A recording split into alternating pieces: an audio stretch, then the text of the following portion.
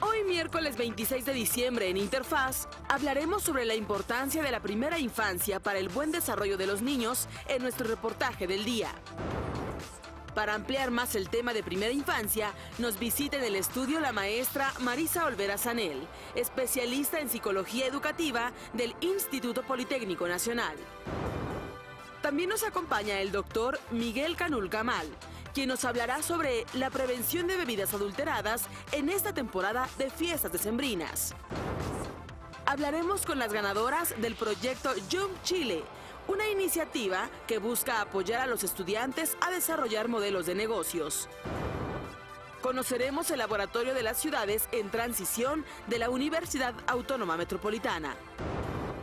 Te tenemos todos los detalles del concierto navideño del planetario Luis Enrique Erro.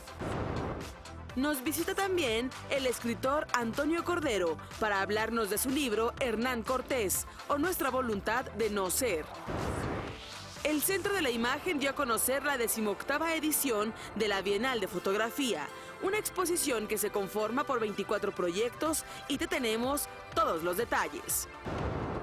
Mario Bellatín asumió la dirección del Fondo Nacional para la Cultura y las Artes, el FONCA. No te pierdas nuestra nota al respecto. Estás a punto de conectarte con lo mejor de la información en educación. Esto es Interfaz. Comenzamos.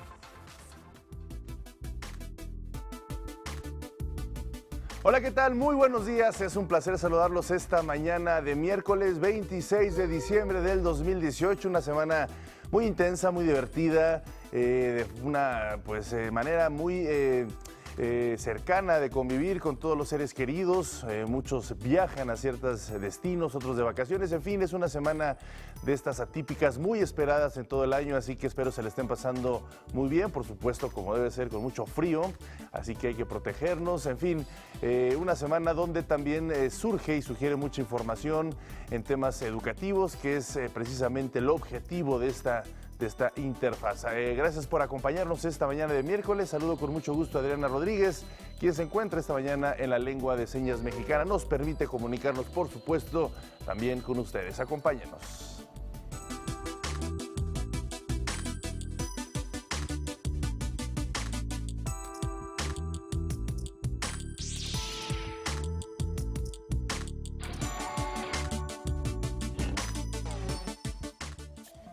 Vamos a empezar a hablar sobre un tema muy irrelevante, sobre todo en nuestro futuro educativo en nuestro país, que es la atención y educación a la primera infancia. Es esa edad que comprende prácticamente desde el nacimiento hasta los 8 años de edad, justo en el momento en que se va a iniciar la educación primaria.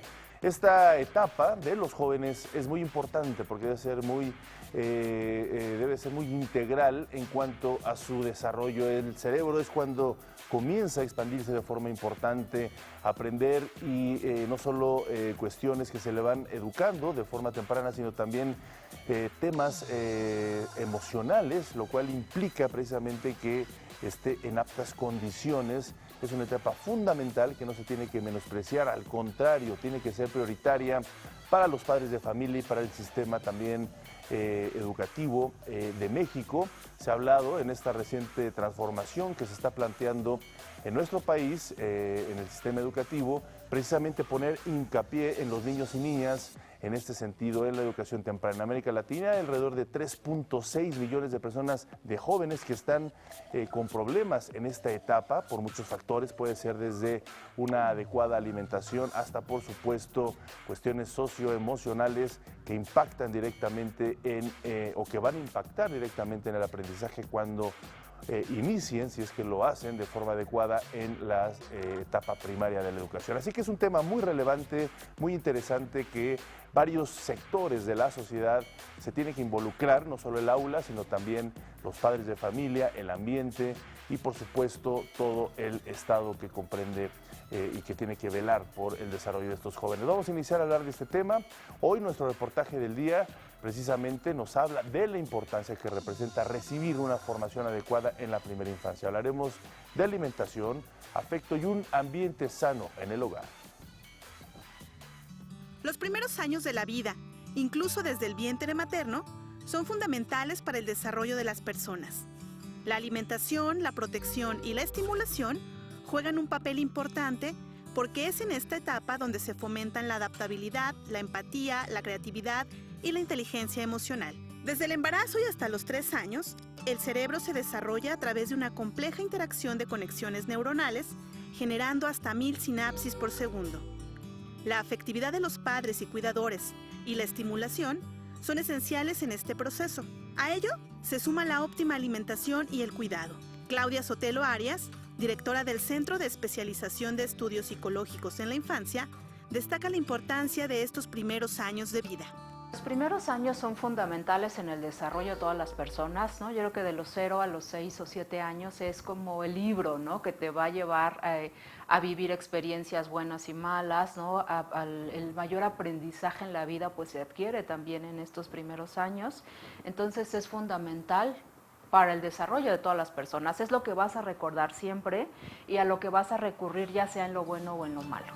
James Hickman, Premio Nobel de Economía, estimó que el retorno de la inversión en la primera infancia es de entre 6 y 10% anual, mientras que el estudio Perry Preschool Project en Estados Unidos lo tasa en hasta 13.7%. Los menores más desfavorecidos son aquellos que menos posibilidades tienen de acceder a elementos para un desarrollo saludable. Su exposición a situaciones de estrés extremo, como en casos de abandono y maltrato, puede activar sistemas de respuesta biológica que sin la protección adecuada de un adulto, causan estrés tóxico que interfiere en su desarrollo cerebral. Desde el ámbito gubernamental, el Consejo Nacional de Fomento Educativo tiene a su cargo un programa de primera infancia para atender a los niños de comunidades vulnerables a lo largo del país. Desde la sociedad civil, diversas organizaciones trabajan con el mismo propósito, como Enseña por México, que tiene presencia en estancias infantiles de la Ciudad de México.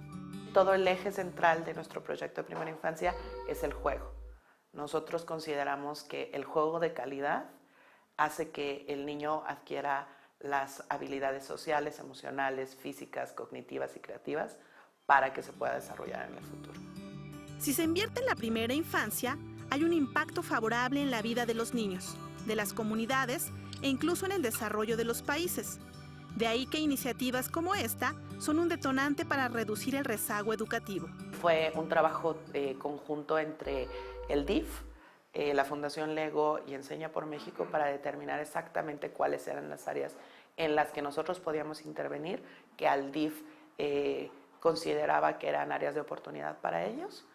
Y nos apoyamos mucho en toda la investigación que ya tiene la Fundación Lego acerca del desarrollo de primera infancia y en el expertise que nosotros teníamos ya de liderazgo hacia jóvenes.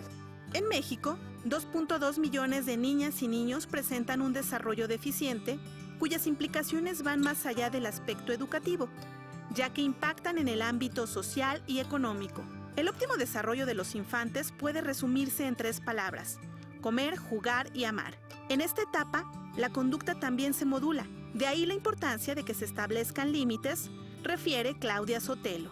Un niño que crece en esta primera infancia con límites tiene como muchos beneficios, ¿no? Sabe qué esperar de la vida, sabe que la vida requiere de orden, sabe las relaciones causa-efecto, sabe que estos límites que sus padres le han puesto le están transmitiendo fundamentalmente el cuidado, que esto es como que a veces se tiene asociado los límites con un castigo y en realidad no. Los límites es algo que me va a cuidar, es algo que me va a proteger como niño y que me va a dar certeza de lo que sí y de lo que no puedo hacer. De acuerdo con estudios internacionales, los descuidos y la inacción de los padres tienen consecuencias a largo plazo en la salud, la felicidad y las capacidades para obtener ingresos cuando estos niños alcanzan la edad adulta, además de que contribuyen a perpetuar los ciclos de pobreza, desigualdad y exclusión social.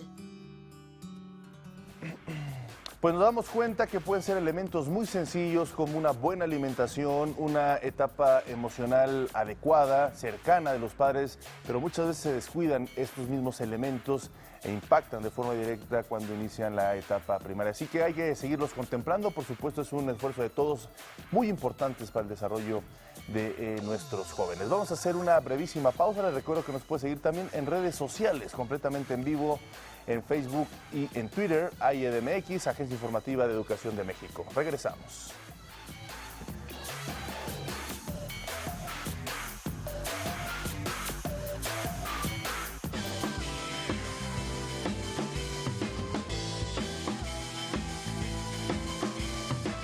Vamos a seguir profundizando sobre este tema con el cual iniciamos Interfaz esta mañana, sobre la primera infancia de los jóvenes. Nos acompaña en el estudio la maestra Marisa Olvera Zanella, y es especialista en Psicología Educativa del Centro Interdisciplinario de Ciencias de la Salud del Instituto Politécnico Nacional. Gracias por estar con nosotros, maestra, muy buenos días, un placer. Buenos días, gracias por la invitación. Pues es un tema importante. Me gustaría que nos explicaras más a detalle en dónde se empieza, en qué etapa, en dónde se empieza a fortalecer de forma directa este desarrollo en estos jóvenes y cuáles son las vulnerabilidades que estamos enfrentando. Pues bueno, la primera etapa de la infancia yo creo que se tiene que empezar a fortalecer pues desde antes de que nazcan los niños, ¿no? Desde esta información a los padres de los niños, claro. Desde que las mamás tengan conciencia, ¿no? De cosas a veces tan básicas, claro. ¿No? Como el proceso del embarazo, las etapas, ¿no? El estrés, por ejemplo, en el embarazo, qué es lo que hace, ¿no? Etcétera, etcétera. Entonces, desde ahí ya estamos cuidando a nuestra infancia. Y está comprobado que es una etapa donde se percibe, donde se sienten, hay emociones ya por parte del niño en el vientre, ¿no? Entonces es importantísimo cuidarse la madre y por supuesto el bebé. Exactamente, ¿no? Ya que nace el niño, ¿no? Pues ya empieza, ¿no? Esta etapa de la primera infancia, y entonces es ahí cuando se le tiene que dar pues cierta estimulación, ¿no? El niño no viene solo, ¿no? Claro. Viene con un ambiente familiar, con un ambiente de desarrollo físico, orgánico, ¿no? Biológico, y entonces es ahí donde se tiene que conjuntar para poderle brindar un ambiente apto para que desarrolle la mayoría de sus potencialidades, tanto afectivas, ¿no? Sociales, cognitivas, ¿no? Etcétera. Nunca, o a lo mejor alguien puede decir, ¿cuál es el modelo adecuado, ¿no? Una madre tiene que dejar el trabajo para estar con ella, el Estado tiene que ofrecerle el periodo adecuado de 1, 2 o 3 meses para que la madre esté con el bebé. Pero hay madres que de repente pues son muy independientes, ¿no? Dicen, no, yo voy a seguir mis actividades, para ello están también las guarderías. ¿Todo esto es válido o hay un modelo adecuado, idóneo, que debe de centrarse la madre para esta primera infancia? Pues no existen las fórmulas perfectas, ¿no? Claro. Todas las familias somos disfuncionales. Exacto. Porque todas somos diferentes. Claro. Tendríamos que ser todas iguales para esperar los mismos resultados. Y aún así seguramente habrían variaciones. Claro. Sin embargo, sí es importante que la mamá pase tiempo o que por lo menos el niño tenga un cuidador primario, ¿no? Que sea con el que se estimule y con el que se fortalezcan vínculos. Sin embargo, si este cuidador primario no cuenta con las características, por ejemplo, hubo alguna vez algún caso de algún niño que, aunque estaba con su familia, con ambos padres, sus padres eran comerciantes de un mercado, y entonces el niño pues estaba todo el día en el puesto con los papás. Sin embargo, estaba todo el tiempo en un guacalito, entonces no recibía esa estimulación, lo tenían amarrado como tamalito, y entonces pues motrizmente, sensorialmente tenía muchas deficiencias, no porque no haya estado con su familia, claro. Estaba con su familia, pero no estaba recibiendo los estímulos necesarios. Entonces sí es importante que el niño tenga un cuidador primario, pero también es importante que reciba esa estimulación, y esa estimulación también la recibe por parte de las guarderías, ¿no? El escuchar a los otros niños, las canciones que les hacen las maestras, ¿no? Etcétera, etcétera. Entonces, no existe una fórmula perfecta, sin embargo, sí es importante que exista un cuidador primario, ¿no? Y que ese cuidador primario se encargue de dar esa estimulación que el niño necesita. Creo que dijiste algo muy interesante, también generarles ese desarrollo motriz y sensorialmente, ¿no? Pero eso a veces se puede anteponer con la cuestión de la sobreprotección de los padres con el niño y que precisamente les impiden un desarrollo. ¿Cómo explicar esta parte que los padres digan, no, pues es que no les puedo sobreproteger, pero hasta también hay límites, ¿no? También tiene que llevar ese cuidado, esa guía adecuada. Claro, ha sucedido, han llegado niños a consulta porque no toleran, por ejemplo, texturas, ¿no? Un niño que se ensuciaba tantito las manos y mamá corría a limpiarlo, ¿no? Y entonces son niños que cuando ya entran en un ambiente educativo, ¿no? No toleran texturas, no quieren el pegamento, ¿no? Entonces sí es importante, ¿no? No estimular, pero también ha habido fenómenos de niños que están sobreestimulados, ¿no? Que se confunde incluso hoy en día mucho con el TDA.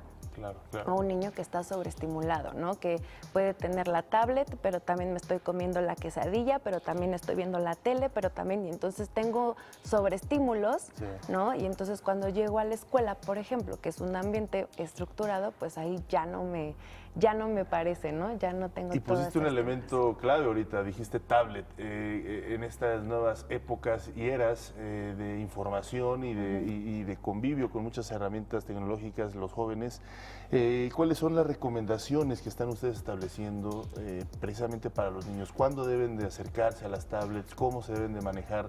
Porque creo que ese es un gran reto para todos los padres. Cada vez más jóvenes, los niños ya tienen acceso a estos sistemas desde temprana edad. Pues bueno, las TICs o las tablets, los celulares, no es que sean malos, los videojuegos incluso no son malos, estimulan ciertas áreas, funciones cognitivas. Sin embargo, sí hay que tener, por ejemplo, en adolescentes sería tiempos.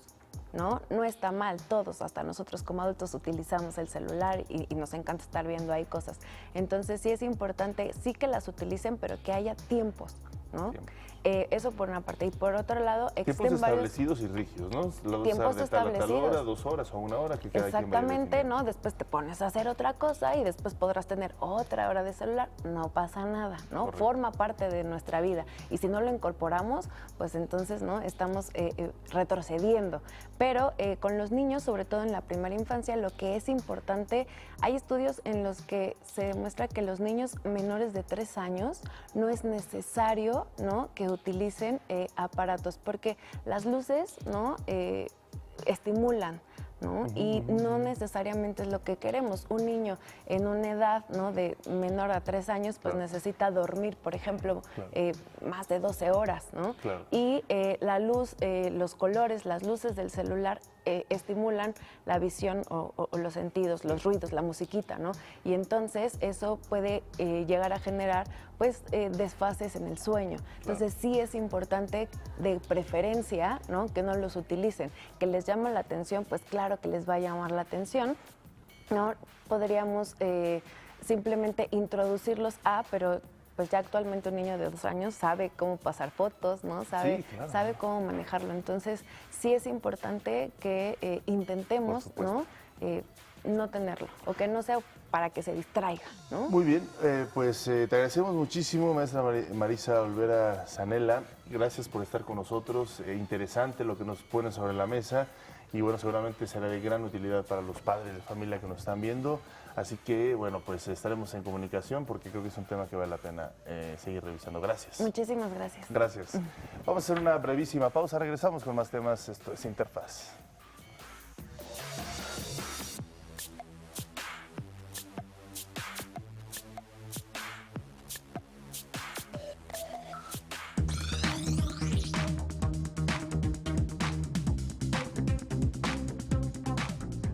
Nos acompaña también en el estudio de Interfaz una joven muy entusiasta en su desarrollo de aprendizaje como maestra. Nos acompaña Berenice Sánchez Santillán. Ella es beneficiaria del programa de capacitación para estudiantes de escuelas normales públicas que se fue a Canadá. Se fue a Toronto 2 meses y por supuesto nos viene a contar esta experiencia que seguramente resultó ser muy interesante para tu desarrollo académico, profesional y por supuesto personal, porque creo que vivir fuera de este tipo de experiencias te ayuda o te beneficia de muchos aspectos. Gracias Berenice por estar con nosotros, muy buenos días. Muy buenos días, hola, ¿qué tal? Mi nombre es Berenice Sánchez Santillán, vengo de la Escuela Normal de Atlacomulco y para mí fue un orgullo representar dignamente al normalismo mexicano en Toronto, Canadá. un normalismo que es clave para el futuro del país, para el futuro académico. Se ha visto que en los nuevos programas educativos, pues los maestros van a ser eje central del desarrollo educativo. ¿Cómo te sentiste respecto pues, a los normalistas canadienses o fue más un aspecto internacional? ¿Cómo fue esta experiencia académica? Platícanos un poco más. Bueno, pues el propósito, el objetivo de la beca fue capacitarme en el aprendizaje del inglés, a su vez en la enseñanza, aplicamos allá estrategias para el aprendizaje del inglés, y esto a su vez me permite aquí, a mi regreso a México, aplicarlo en la vida diaria, es decir, en la secundaria, donde actualmente estoy haciendo mi servicio social. Claro, ¿qué tan difícil fue para ti acceder a esta beca, a esta movilidad? ¿Cuáles fueron los requisitos necesarios y dónde te diste cuenta de la convocatoria? Bueno, desde que ingresé a la Escuela Normal de Atlacomulco me propuse a obtener alguna beca, ya sea que fuera a Estados Unidos o a Canadá. Entonces se dio la oportunidad de que saliera esta beca. Los requisitos son muy específicos, los cuales son ser mexicano, contar un promedio mínimo de 8.0, tener un nivel de inglés B1 de acuerdo al marco común europeo y sobre todo ser postulado por el director de la Escuela Normal de Origen. Claro. Supongo que eso tiene que ver mucho con el desarrollo ya profesional, cuando termines tus estudios como normalista. ¿En qué área te vas a especializar dentro de la docencia? Estoy especializada en el área de inglés. Precisamente de Precisamente en el área de inglés. Sí. ¿Es para ti qué tan necesario que los maestros tengan esta habilidad de poderse ir a estudiar a otro país donde la lengua de origen pues, precisamente sea el inglés?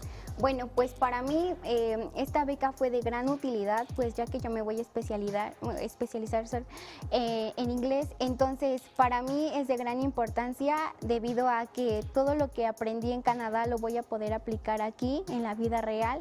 De igual manera es un ambiente en donde el inglés es nativo, entonces lo aprendo con mayor facilidad y a mí se me hace mucho más fácil aprenderlo en un lugar donde se habla inglés a venir aquí a México y aprender inglés.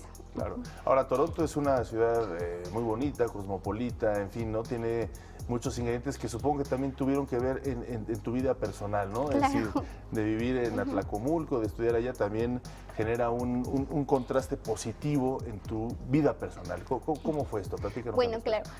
Yo le comentaba a mis padres que cuando estaba allá no me gustaba la comida porque el sazón es muy diferente a lo que conocemos aquí. Entonces, pues nada, tuve que encontrarle el gusto por la comida canadiense y fue así como me fui acostumbrando. O sea que lo que más extrañaste fue la comida, ¿no? Sí, la comida. Y eso que en 2 meses pues pudiste percibir un poquito esto. Sí. ¿Cómo la gente, dónde estuviste estos 2 meses hospedada? ¿En instalaciones de la universidad o con familia de allá? No, estuve instalada en un homestay. En un homestay es un lugar, es una casa donde se alojan. El gobierno mexicano nos pagó el homestay, entonces ahí recibíamos 3 comidas, que fue el lunch, breakfast y el dinner, y entonces ahí comíamos todo el tiempo. Y ahí fue donde pudiste descubrir las diferencias en la gastronomía, sí. ¿no? Estuve viviendo con una familia filipina, entonces probé su sazón. Ajá, claro. Bueno, también ahí pudiste probar un poco de la comida asiática, ¿no? Que también, bueno, pues es que en este tipo de circunstancias y de países siempre vas a encontrar mucha versatilidad al respecto, muchas ciudadanías de otras partes del mundo. Entonces, ¿cuáles podrían ser una recomendación en cuanto a los retos, lo que más se te pudo haber dificultado? Porque muchas personas, muchos jóvenes dicen, a ver, me encantaría ir, pero le temo al cambio cultural, me encantaría ir, pero el frío, me encantaría ir, pero no quiero dejar a mi familia, me encantaría. ¿Qué fue lo que más se te complicó a ti en ese sentido? Bueno, para mí lo que más se me conflictó fue tal vez el dejar a mi familia, porque yo soy una persona muy independiente, entonces en cuanto al nivel de inglés, obvio tienes que tener un cierto nivel de inglés para poder comunicarte en el extranjero, para poder hacer preguntas básicas que te permiten mover de un lugar a otro. De igual manera, pues siento que conforme pasa el tiempo en un lugar de habla inglesa, vas adquiriendo algunas frases que te permiten comunicarte más fácilmente. No obstante, lo recomendarías, ¿no? Es decir, Claro. yo creo que podría ser parte esencial, decir, siempre vas a tener algún tipo de reto, Claro. nerviosismo, temores, pero al final de los finales vale la pena cruzarlos y enfrentarlos, ¿no? Claro, sí, pues para mí el reto más grande fue dejar a mi familia, porque a mí no me preocupaba el hecho de estar en otra ciudad, el hecho de convivir con nuevas personas, el idioma. Bueno, para mí el idioma se me facilitó mucho porque cuando yo me fui a Canadá yo ya contaba con cierto nivel que me permitió comunicarme, pero igual quisiera hacer mención que el apoyo económico que nos brinda el gobierno, en este caso la Secretaría de Educación Pública, fue muy bueno porque la comida ya es muy cara. Entonces agradezco infinitamente que nos hayan pagado las 3 comidas, que de verdad fue de gran utilidad. Pues sí, sin duda alguna, sin eso definitivamente uno no puede carburar de forma fácil. Pues te agradezco muchísimo que hayas estado con nosotros, Berenice, contarnos esto. Estas becas de movilidad pues continuarán. Claro. El actual presidente Andrés Manuel López Obrador pues habló de una cantidad de becas que van a estar permeando en diversas áreas de los jóvenes, así que bueno, pues hay que aprovecharlas porque vale muchísimo la pena mantener los estudios de forma constante. Muchísimas gracias por acompañarnos, Berenice, y nos vemos pronto y todo el éxito. Ojalá que pronto tengas otra nueva experiencia académica en el extranjero. Gracias. Vamos a hacer una brevísima pausa, regresamos. Esto es Interpaz.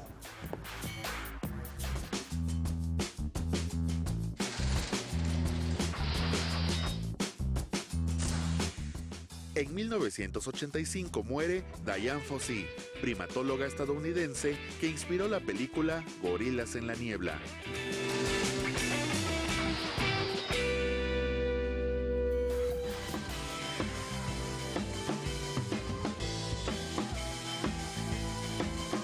Espero que muchos de los que nos ven no se sientan identificados con este tema del cual vamos a hablar, pero también es necesario porque pues, no podemos ocultar el sol con un dedo. Esta temporada de celebraciones es común que se presenten intoxicaciones por ingesta de bebidas alcohólicas. Hoy vamos a hablar sobre este tema, además de algunos casos o riesgos tóxicos que pueden generar incluso a la muerte. Por eso agradecemos que nos acompañe en el estudio el doctor Miguel Canul Camal, médico adscrito al Servicio de Toxicología del Hospital Juárez de México. Doctor, muy buenos días, gracias por acompañarnos, un placer. No, muchas gracias por la invitación, Omar. Pues sí, lamentablemente en estas fiestas es cuando más podemos tal vez aumentar el caso que se ven a nivel hospitalario de ingresos por pacientes que a lo mejor han consumido alguna bebida tóxica, ¿no? O intoxicación por esto. Exacto, porque aquí quiero hacer nada más la diferenciación. Una cosa es haber consumido bebidas alcohólicas adulteradas y otra cosa es el exceso de alcohol, ¿no? Entonces, si gusta, podemos hablar un poquito de los dos temas. Vamos a empezar con el tema de las bebidas adulteradas. Antes de entrar al tema, al aire, estábamos precisamente hablando un poco de las estadísticas al respecto y me comentaba que el tequila y el mezcal son las bebidas más adulteradas. Sí. Sí, según un reporte que se hizo en el 2017, que fue el último reporte donde se vio esta diferencia de qué bebidas pudieran tener mayor factor para poder adulterarse, fueron precisamente el mezcal y el tequila. Y pues lamentablemente 4 de cada 10 bebidas podemos comentar que se han descubierto que son bebidas adulteradas. Claro, estas bebidas adulteradas, ¿dónde se encuentran? Supongo que en los establecimientos bien definidos, ahí es complicado que se encuentren bebidas adulteradas, ¿no? Entonces, ¿dónde se encuentran? La gran mayoría de los casos de este tipo de intoxicación, principalmente por metanol, que es la principal sustancia con la que se adulteran las bebidas, se han visto en comercios donde no están bien regulada la venta de estas bebidas, ¿no? O sobre todo lugares, bares o centros de entretenimiento donde no hay una adecuada regulación de este tipo de expendio de bebidas y por lo tanto pues se pueden llegar a confundir con pues, un alcohol normal, ¿no? En 2017 decía que 4 de cada 10 botellas de alcohol estaban adulteradas. Bueno, pues es una cifra importante y de mucha precaución. ¿Existen síntomas que usted identifique cuando alguien consume bebidas adulteradas?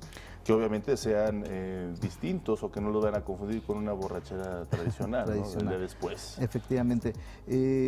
Lamentablemente es muy difícil distinguir por el sabor una bebida que esté adulterada de una bebida que no lo esté. No hay un sabor específico, prácticamente se confunde con el alcohol habitual, ¿no? Que es el etanol.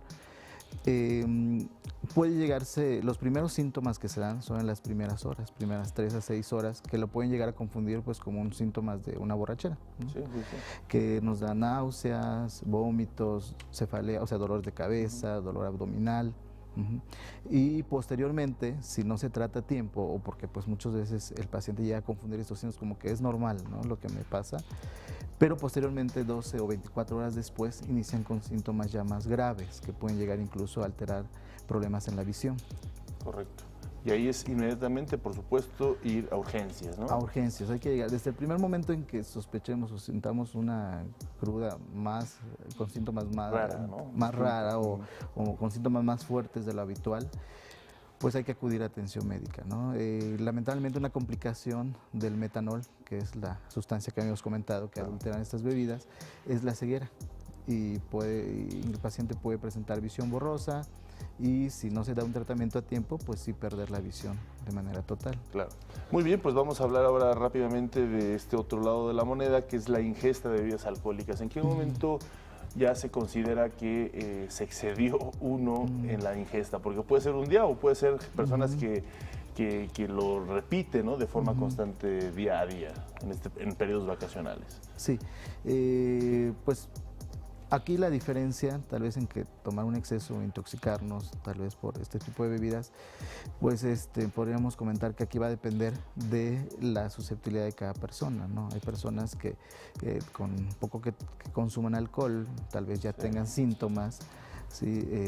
De manera rápida, y hay otros que tal vez toleran un poco más, precisamente por lo que usted comenta, toman de manera continua el alcohol y pues llegan a estos síntomas a presentarlos más tardíamente, ¿no? Siempre son síntomas, desde que sintamos que ya empezamos a tener pues a lo mejor un poquito de mareo, desorientación, ya empecemos con dolores de cabeza, o ya empezar a sospechar que ya tenemos ahí algún, no recordar precisamente, ¿no? Que tengamos partes donde no recordemos la situación, pues mejor ahí dejar de consumir, ¿no? En realidad, todo exceso es malo, ¿no? Claro. Todo exceso es malo, y en el caso del alcohol, pues es tomarlo con moderación, ¿no? Entonces no hay que excedernos de de lo que toleremos, y solamente si queremos consumir alcohol, a pocas dosis para convivir tal vez en una fiesta, pero no excedernos, ¿no? Claro, pero es que en este caso, pues al estar inmersos en tantas festividades, claro, ¿no? Pues obviamente la gente dice, sí quiero ser un poquito más abierto, por decirlo de esa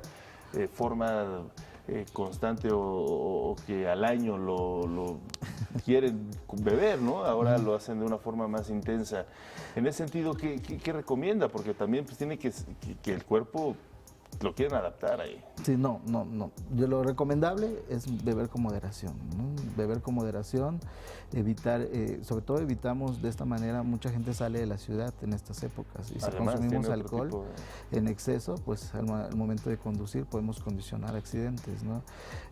No recomiendo, en realidad no se recomienda excederse, ¿no? Beber con moderación y pues evitar precisamente, y sobre todo comprar productos derivados de ahí del alcohol en lugares bien establecidos, ¿no? Y no en lugares poco. Claro.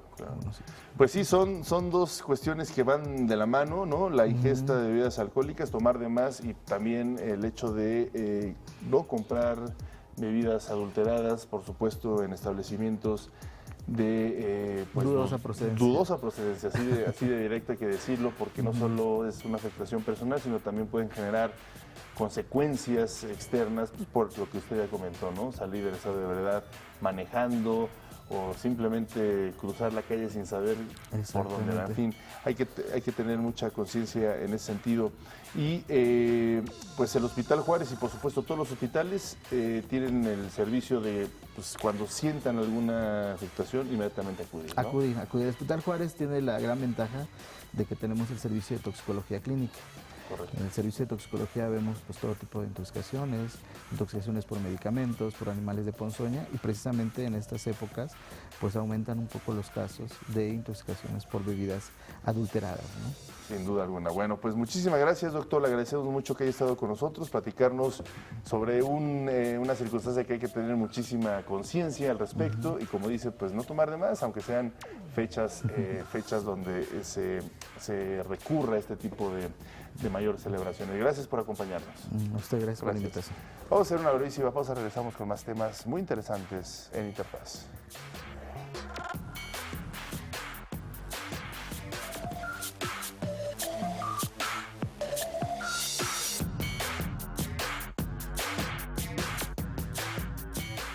Y bueno, nos vamos a enlazar ahora vía Skype con una joven estudiante del Tecnológico de Monterrey que estudia arquitectura. Ella es Adriana Vargas Landa y que precisamente estudia la Escuela de Arquitectura y Artes y Diseño del Tecnológico de Monterrey. Ella fue galardonada con el programa Jump Chile 2018, una aceleradora que ayuda a los estudiantes a identificar problemas y oportunidades para desarrollar modelos de negocios y validarlos. Muy buenos días, es un placer saludarte. Hola. Oye, pues una experiencia muy interesante, Adriana, que me gustaría que nos platicaras de qué se trata o de qué se trató este Jump Chile 2018. Pues era un concurso que una compañera y yo nos inscribimos y a lo largo del semestre agosto-diciembre estuvimos pasando por varias fases. Mandamos distintas como partes del proyecto hasta lograr llegar a la final, y ya en la final tuvimos que ir a Chile, competimos y pues ya finalmente nos llevamos un poco la sorpresa de ganar. Claro, no, pues al contrario, yo creo que los jóvenes mexicanos cada vez se encuentran más preparados y capacitados en este tipo de modelos de negocio, validarlos y más en una institución como el TEC de Monterrey. Me gustaría preguntarte, ¿qué fue lo que desarrollaron estrictamente? ¿Cuáles fueron los objetivos de su proyecto? Es decir, ¿por qué fue lo que ganaron este importante reconocimiento? Sí, lo que nosotros desarrollamos es un pantiprotector inteligente que tiene la capacidad de detectar infecciones en la zona íntima en sus etapas tempranas. Es un método no invasivo, es completamente nuevo en el mercado, la tecnología es desarrollada por nosotros y la idea surgió porque entramos como a una especie de modalidad distinta que tiene el Tecnológico de Monterrey. Entonces ahí empezamos con la idea, queríamos hacer algo que pudiera como ayudar a las mujeres con este tema que muchas veces es complicado de hablar. Claro, sin duda alguna. ¿Cuáles fueron los principales aspectos que ustedes consideraron para que sea un modelo de negocios exitoso? ¿Qué fue lo que les dio, además del producto per se, esa originalidad?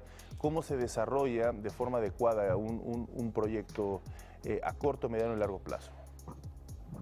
Pues lo primero que se busca es que el cliente lo acepte, entonces ya por medio de entrevistas, por medio de varios prototipos que hicimos, fue que llegamos como a este producto y luego hicimos más validaciones y pues para nosotros lo más importante es que las personas se sintieran seguras de si lo van a usar o no y por qué y más que nada eso, como acercar el producto al cliente y que sea lo que busca. Claro. O lo que necesita. ¿Cuántos países participaron en este concurso allá en Chile y cómo fue la competitividad del joven mexicano respecto a estos otros jóvenes de otras nacionalidades?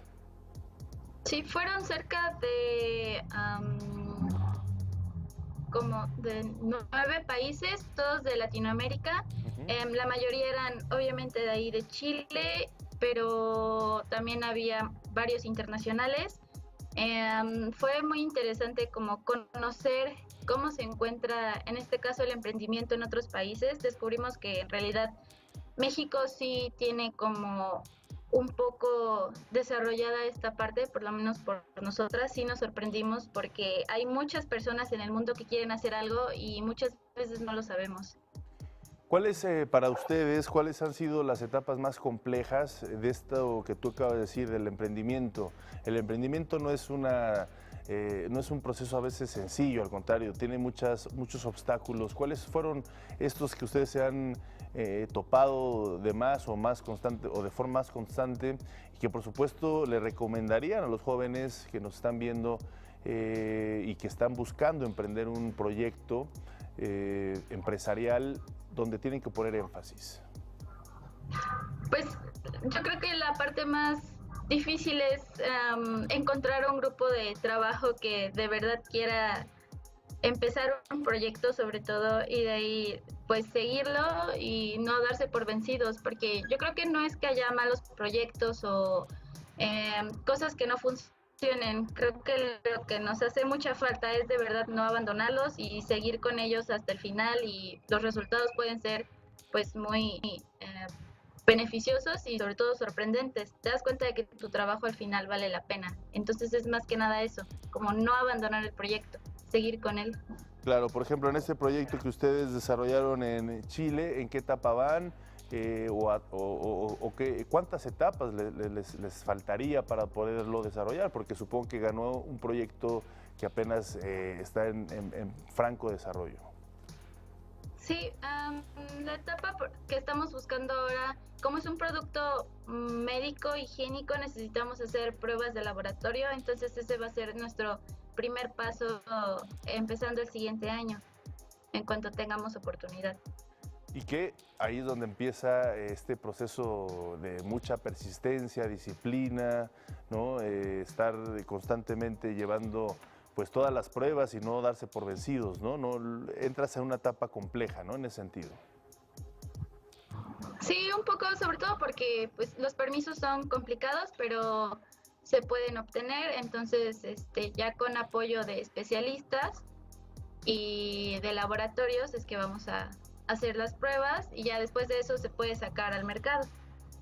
Correcto, te agradecemos muchísimo que nos hayas acompañado, Adriana Vargas, muchas felicidades, ojalá que este proyecto llegue al mejor de los puertos y por supuesto más allá de este reconocimiento que obtuvieron en Chile, en este Jump Chile 2018, pues que sean un proyecto sustentable más adelante y por supuesto un ejemplo para jóvenes mexicanos. Gracias por acompañarnos esta mañana en Interfaz, felices fiestas. Gracias, igualmente.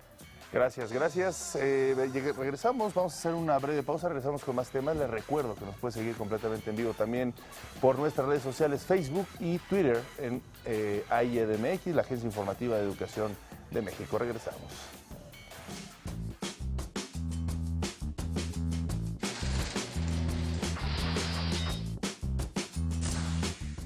En 1929 muere en la Ciudad de México Felipe Canales Longoria, abogado que participó en la solución pacífica del conflicto religioso durante la presidencia de Plutarco Elías Calles.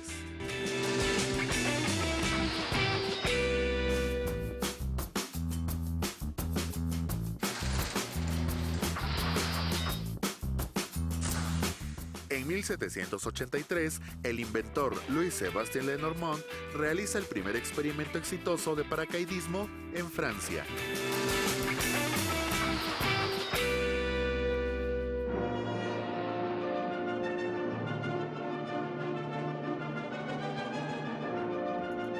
Y bueno, también tenemos el honor, un gusto poder platicar sobre un tema muy interesante al escritor Antonio Cordero, quien nos va a hablar o nos va a presentar aquí su libro Hernán Cortés o Nuestra Voluntad de No Ser.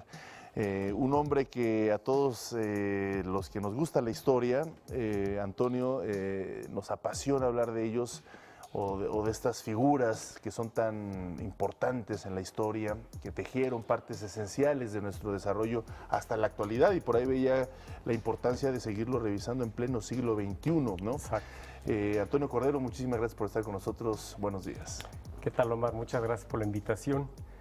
Ahora que venía aquí veo Secretaría de Educación Pública, dije, bueno, qué propicio este momento para hablar del libro, del tema, porque dos grandes personajes que estuvieron al frente de la Secretaría, José Vasconcelos y Jaime Torres Bodet, creo que tenían la misma preocupación que tengo yo y bueno, se expresa en el libro. Muchas gracias por la invitación. No, al contrario, bueno, pues hablar de Hernán Cortés, te preguntaba antes de entrar al aire, es una figura polémica, poco investigada por muchas partes, se conoce, como lo decías en el prólogo, pues desde la primaria, la secundaria, pero a lo mejor de una forma muy mitificada, ¿no? O de forma a veces muy negativa, porque él fue el que conquistó, el que quiso destruir varios pueblos prehispánicos, en fin, una serie de características. Me gustaría que nos dieras a conocer cuál es precisamente tu hipótesis sobre Hernán Cortés y también que nos expliques este interesante título. Muchas gracias. Sí, yo creo que es precisamente eso que mencionabas. No lo consideramos nuestro. Lo vemos como un personaje histórico totalmente ajeno. Y yo creo que ese es el planteamiento del que surge esto. Si nosotros lo viéramos, lo consideráramos como parte de nuestra historia, no solamente como parte de nuestra historia, sino como el principio de nuestra nacionalidad, claro, lo veríamos desde otro punto de vista. Hernán Cortés no solamente es un personaje histórico, sino es el padre de la nación. ¿Por qué el padre de la nación? Porque México no existía como nación cuando empezó la conquista, cuando llegaron los españoles. México era un conjunto de poblaciones, un conjunto de señoríos totalmente aislados, que no tenían comunicación prácticamente entre sí, o si había comunicación simplemente era la guerra. Pero no teníamos esa noción de nación que hoy tenemos. Y para que nosotros nos empecemos a reconocer nosotros como pueblo, primero tenemos que reconocernos juntos y ya después proponernos como lo demás, como lo que tengamos que ser. Claro que incluso tengo tenido que derrocar algunas comunidades, ¿no? O grupos que existían, pues Hernán Cortés tuvo que aliarse, en fin, fue parte de una esencia histórica irrefutable, que si no hubiera sido Hernán Cortés hubiera sido otro, ¿no? Es decir, era parte del tiempo histórico que se vivió en ese entonces. Sí, mencionaste anteriormente que Hernán Cortés quiso destruir muchos pueblos y yo creo que al contrario, él fue el primero que constituye las normas, los códigos para que se respetaran a los pueblos prehispánicos. No fue el primero que destruyó, fue el primero que obligó a sus semejantes para que sean respetados. Correcto. ¿Y cuáles fueron las motivaciones de Hernán Cortés? Es decir, contextualízanos un poco, cómo lo abarcas tú, cuál era de dónde viene Hernán Cortés, quién lo impulsa a hacer estas expediciones, estas conquistas, si es la palabra adecuada, ¿qué fue lo que le motivó a Hernán Cortés? Hernán Cortés desde pequeño era una persona muy inquieta, ¿no? O sea, los principales problemas de chico fueron precisamente por inquieto. Una personalidad así, en la Europa en la que él vivió, no podía explayarse. Entonces, llega a América, llega a Santo Domingo, ve precisamente, ahí sí en Santo Domingo, se cometieron muchísimas injusticias contra los pueblos originales, y esas injusticias son precisamente las que cuando ya llega a México y empieza el tema de la conquista, lo motivan a no volver a cometer el mismo error que se cometió en Santo Domingo. Pero ¿qué es lo que lo motiva? Como todo conquistador, como todo personaje de esa época, hay que reconocer si había una ambición en él, pero una ambición bien encausada, no era una ambición meramente material. Él era una persona muy culta, dominaba el latín, tenía muchos estudios jurídicos, por eso no es un conquistador común, no es un personaje común. Hay que reconocerle ese aspecto intelectual que le da ese plus a la conquista de México, y creo que en eso tuvimos suerte. No fue un Pizarro, que fue un conquistador muy violento, no fue cualquier otro conquistador como los que hubo en Europa que llegaban y arrasaban. Él lo primero que hace es darle un fundamento legal a sus acciones y después le da un fundamento intelectual y un fundamento moral. Es decir, sustenta sus descubrimientos, sustenta sus conquistas en un ordenamiento legal y después le pide a sus semejantes que respeten ciertas normas de la época. Atrae a las principales figuras educativas de la época, que eran los misioneros, y les entrega su legado, su conquista. Eso habla de la importancia de haber tenido un personaje como Cortés, ¿no? Claro. No, pues es interesantísimo. Y esta figura tan interesante, pues el enamoramiento de la Malinche, ¿no? El amor en las grandes historias, que creo que es una de las grandes escenas que cautiva al ideario mexicano. Me gustaría que nos platicaras sobre ese punto, cómo lo has vislumbrado tú, si está en este libro que nos presentas esta mañana, Hernán Cortés o Nuestra voluntad de no ser. Después de una brevísima pausa, si lo permites, y regresamos para platicar contigo, Antonio Cordero, sobre pues este estudio que haces tan interesante de Hernán Cortés en México. Vamos a hacer una brevísima pausa y regresamos.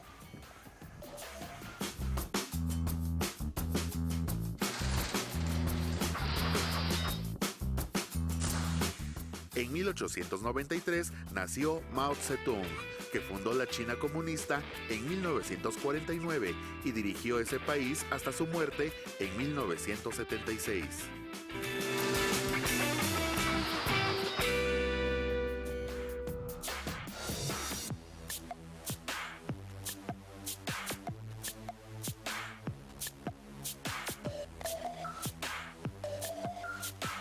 Bueno, pues seguimos hablando en esta interesantísima charla con Antonio Cordero, quien escribió un libro que el eje central, por supuesto, es Hernán Cortés, que se titula Hernán Cortés o Nuestra voluntad de no ser.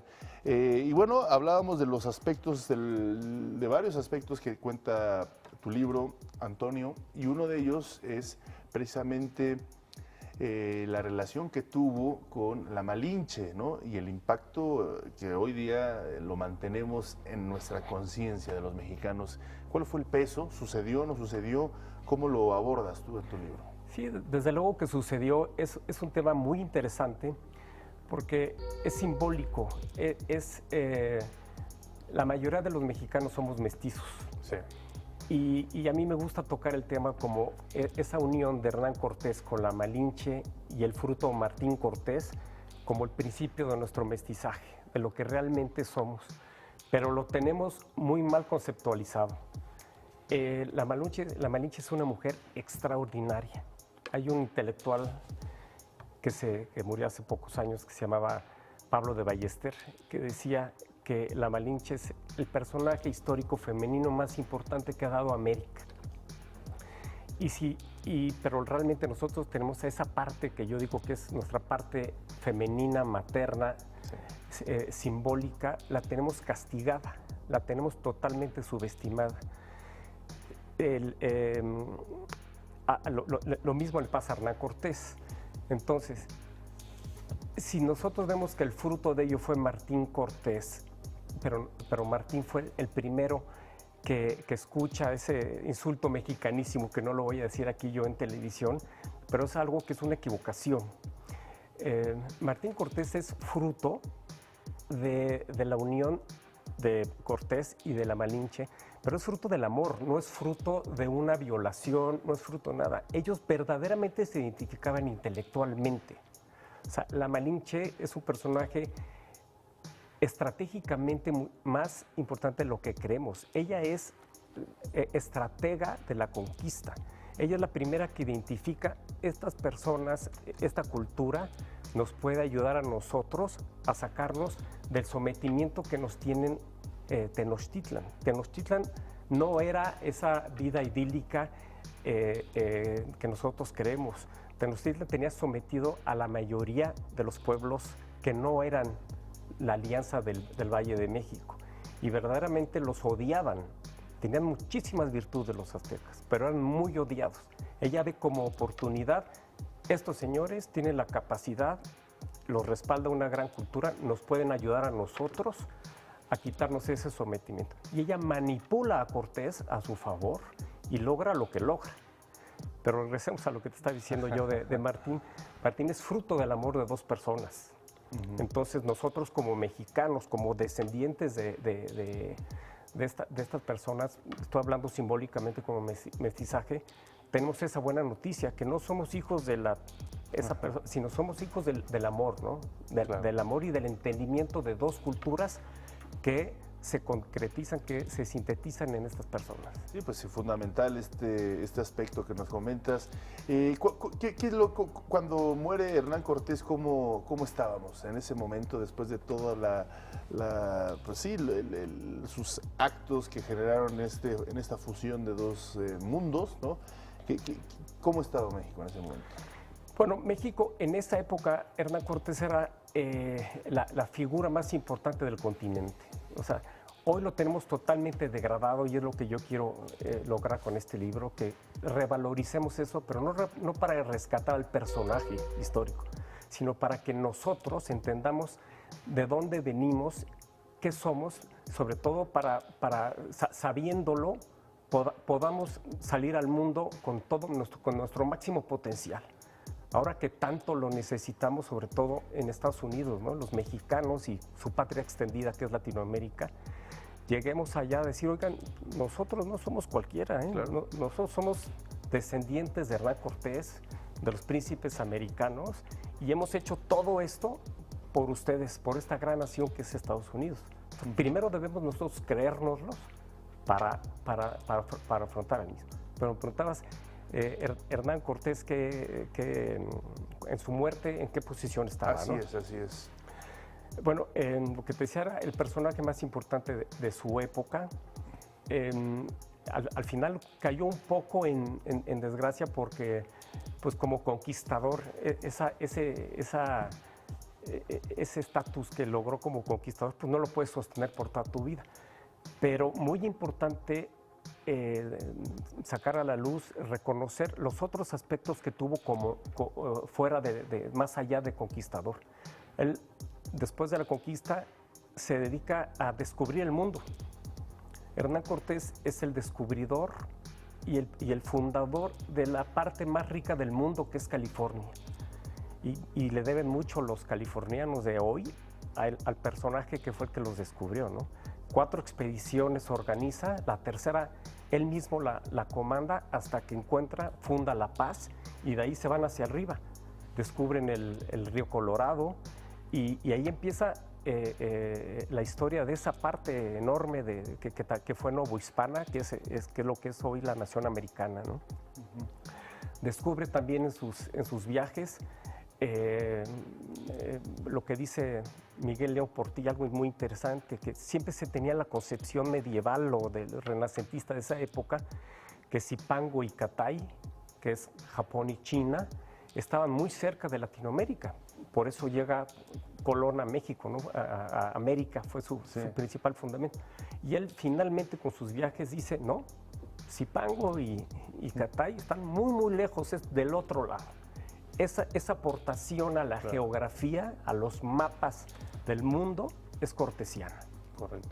No, bueno, pues sin duda alguna, Antonio Cordero, una interesantísima propuesta para revalorizar la historia de nuestro país en ciertos aspectos que a veces las tenemos muy, por decirlo de una forma muy cordial, muy mayugada, ¿no? Porque no logramos entender muy bien estas dinámicas. Hay otros aspectos muy interesantes que ya nos va a dar tiempo de poder platicar en esta entrevista, Antonio, pero que bueno, vale mucho la pena. ¿La puedes encontrar en cualquier librería? Sí, en cualquier librería. Editorial Colofón, Hernán Cortés o Nuestra voluntad de no ser, de Antonio Cordero, pues un texto breve, pero seguramente muy profundo, que se puede leer muy rápido y tener una visión muy concreta de lo que es la historia de Hernán Cortés y, por supuesto, nuestro país. Muchísimas gracias por acompañarnos esta mañana. Al contrario, Mar, muchas gracias a ti. Un placer, Antonio, gracias.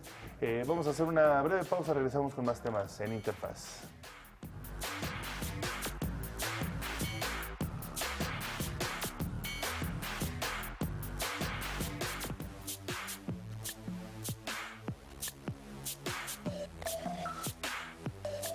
Continuamos con interesantísimos temas. Déjenme comentarles que la Universidad Autónoma Metropolitana, la UAM, Unidad Coajimalpa, fundó en abril de 2017 el Laboratorio de las Ciudades en Transición. Nuestra compañera Stephanie Velázquez nos cuenta de qué se trata esta relevante y pertinente acción a favor de la sustentabilidad. La Organización de las Naciones Unidas adoptó en 2015 los Objetivos de Desarrollo Sostenible, con el propósito de que los países miembros se dieran a la tarea de resolver los distintos problemas que afectan a la humanidad a nivel mundial. Este proyecto está integrado por 17 objetivos, cada uno enfocado a atender temas como la paz, el hambre, justicia, cambio climático, innovación, desigualdad económica y consumo sostenible. Uno de los objetivos más importantes es el número 11, ciudades y comunidades sostenibles. Actualmente a nivel global, más de la mitad de la población vive en asentamientos urbanos. Se espera que para el 2050 cerca del 80% de la población mundial viva en ciudades. Esto va a generar una presión muy fuerte hacia cómo las ciudades van a captar a esta población, cómo atender las necesidades de la población y agua, luz, energía, alimentos, todo eso va a generar una presión muy fuerte, ¿no?, sobre las ciudades. Este fenómeno de migración de las zonas rurales hacia ciudades obedece a diversos factores, entre ellos la falta de oportunidades, alimentos y servicios básicos. Salvaguardar los derechos de la sociedad implica mejorar el acceso a vivienda, seguridad, creación de áreas verdes y transporte público. Para lograr un desarrollo urbano sostenible, es necesario optimizar la administración de los recursos. Hoy se sabe que ciudades medianas pudieran ser densificadas, es decir, no ciudades grandes como la Ciudad de México, que está esparcida en un área muy, muy grande, sino ciudades más concentradas, podrían permitir un mejor desarrollo, un mejor uso de los recursos, ¿no?, tanto sociales como económicos, como tecnológicos. Es decir, rutas de transporte más centralizadas permiten un mejor uso de las mismas. Ante la necesidad de desarrollar ciudades sustentables, la Universidad Autónoma Metropolitana, Unidad Coajimalpa, fundó en abril del 2017 el Laboratorio de las Ciudades en Transición. En este espacio lo que se busca es atender problemáticas de la transición sociológica en las ciudades a partir de proyectos multidisciplinarios o seminarios o generación de información. Este proyecto busca atender necesidades prioritarias de la población en temas relacionados con problemas urbanos. Además, funciona como generador de propuestas de investigación y consultoría. Un observatorio de las ciudades en transición que diseña, desarrolla e implementa el marco conceptual, metodologías y herramientas de la transición socioecológica en ciudades mexicanas para recopilación de información cuantitativa. El segundo es caracterizando las ciudades en transición socioecológica, una mirada desde las áreas verdes y servicios ecosistémicos, el cual se enfoca en la retroalimentación, la conectividad y la diversidad entre la naturaleza y la sociedad. El tercero es el bioetanol social, microdestilerías y autogestión, donde se analiza el actual modelo de producción de combustibles para incubar nuevos modelos económicos para la generación de energía. El cuarto es el diseño e implementación de un programa institucional de movilidad sustentable y de reducción de emisiones de efecto invernadero. El quinto es un modelador del cambio del uso del suelo por el crecimiento de las ciudades y su impacto en la huella de carbono. Por último, es la red de aprendizaje, investigación y desarrollo de agentes autónomos que consisten en las repercusiones sociales de las tecnologías de coches autónomos. Para fomentar la creación de ciudades sostenibles, es necesario comprender que las nociones de cambio provienen de la sociedad y no solo de las instituciones o desde el gobierno. Lo que debemos de crear es conocimiento en la población a todos los niveles, desde la infancia, desde los niños, jóvenes, como es nuestra función aquí en la universidad con los jóvenes, darles una nueva perspectiva en donde sí puede haber desarrollo, pero el desarrollo es con responsabilidad hacia nuestros recursos y hacia los recursos que vamos a dejar para las siguientes generaciones.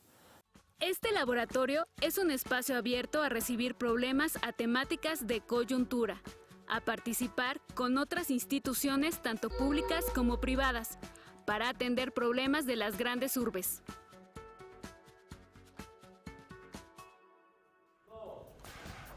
Y como parte de su oferta de actividades de temporada invernal, el planetario Luis Enrique Erro albergó el concierto navideño Los Planetas de Gustav Holst.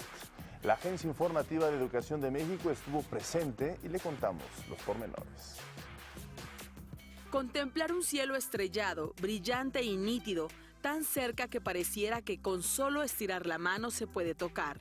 Es la sensación que se vive en el planetario Luis Enrique Erro, donde se realizó el concierto navideño Suite de los Planetas de Gustav Holst. Esta suite se estrenó en un concierto privado en 1918 con Sir Adrian Boult, evento beneficiado por Henry Balfour, como un regalo a Holst. El primer director en completar para el público de Londres la Sinfonía de los Planetas en la Sala de la Reina en 1920 fue Albert Watts. A lo largo de más de 4 décadas, el planetario Luis Enrique Erro ha asombrado a adultos y niños al navegar por el universo y vivir la astronomía y astrología en acción. Holst musicalizó todos los planetas conocidos hasta 1916. Gustav Holst redescubrió su interés por la teosofía, movimiento filosófico esotérico, donde se afirma que sus pacientes entablan una conexión especial con lo divino por medio del desarrollo espiritual. Debido a su amistad con los hermanos Clifford y Arnold Bax,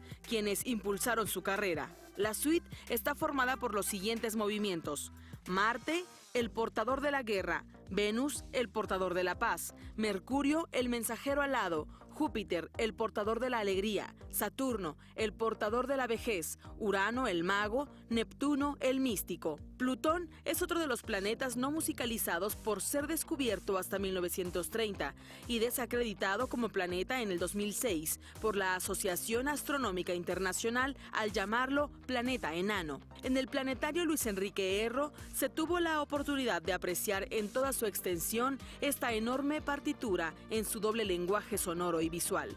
Los asistentes salieron con una capacidad de asombro renovada y con ganas de escuchar de nuevo esta gran obra.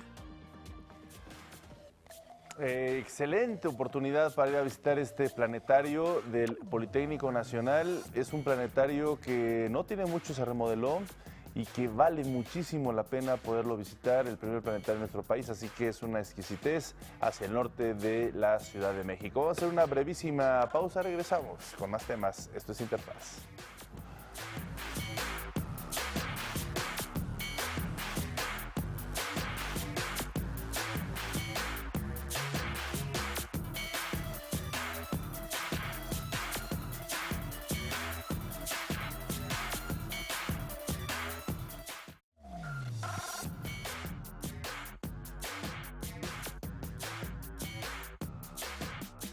Y en más temas le comento que el Fondo Nacional para la Cultura y las Artes, mejor conocido como FONCA, tiene un nuevo titular. Se trata del escritor Mario Bellatín, quien ofreció un esbozo del proyecto cultural que impulsará en su gestión.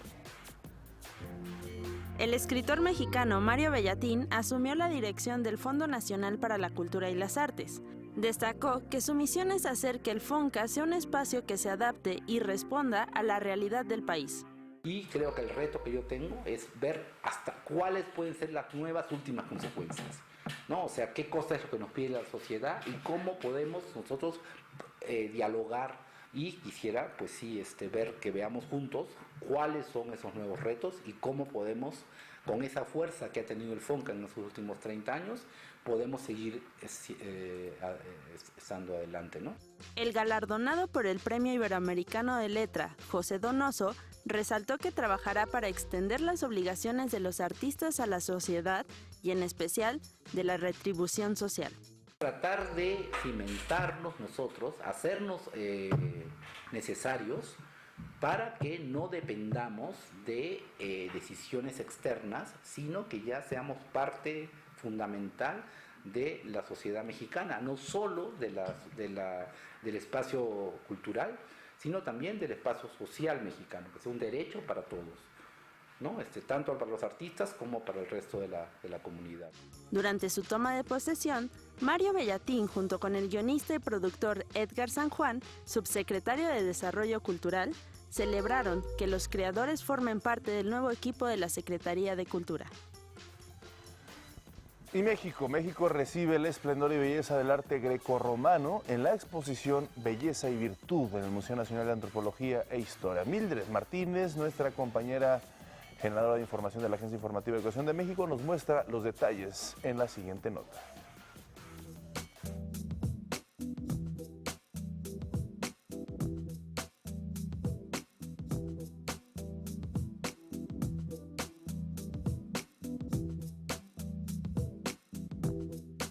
Belleza y Virtud, coleccionismo inglés de arte clásico.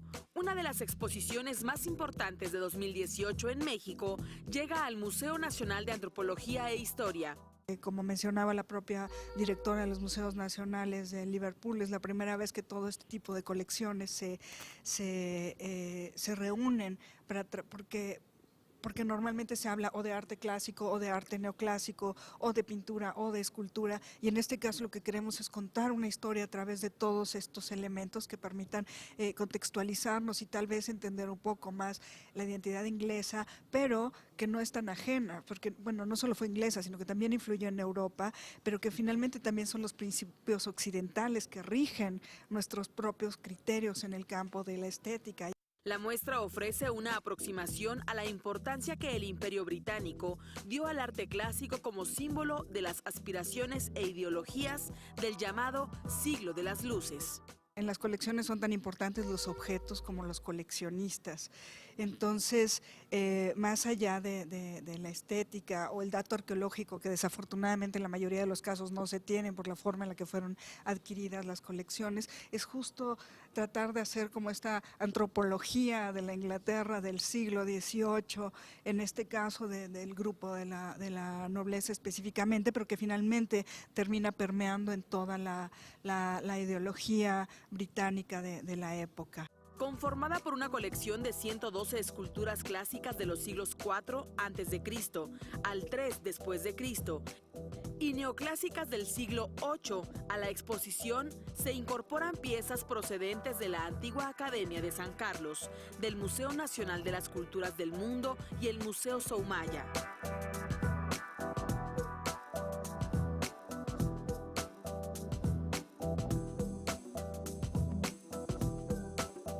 Contamos, como en todas las exposiciones que ha hecho el instituto, con las cédulas en la lengua de señas mexicanas, que como saben muchas de las personas que son sordos no tienen la habilidad de leer.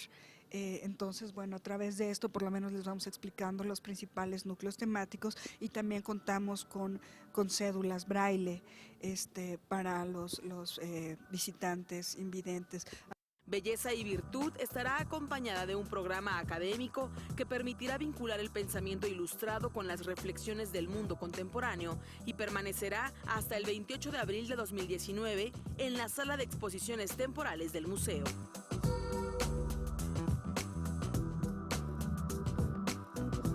Pues ahí está esta alternativa tan importante, interesante, quienes se encuentren de vacaciones y por supuesto quienes también se encuentran de visita en la Ciudad de México. Una excelente alternativa para visitar estas exposiciones artísticas. Así terminamos una emisión de Interfaz. Espero hayan disfrutado, también disfrutando estas fiestas decembrinas. Pásenla muy bien, muy buenos días. Gracias por acompañarnos y nos vemos, por supuesto, mañana con más temas de relevancia educativa. Muchísimas gracias. Gracias también a Adriana Rodríguez, quien se encuentra en lengua de señas mexicana y nos permite comunicarnos con todos ustedes. Gracias, nos vemos mañana.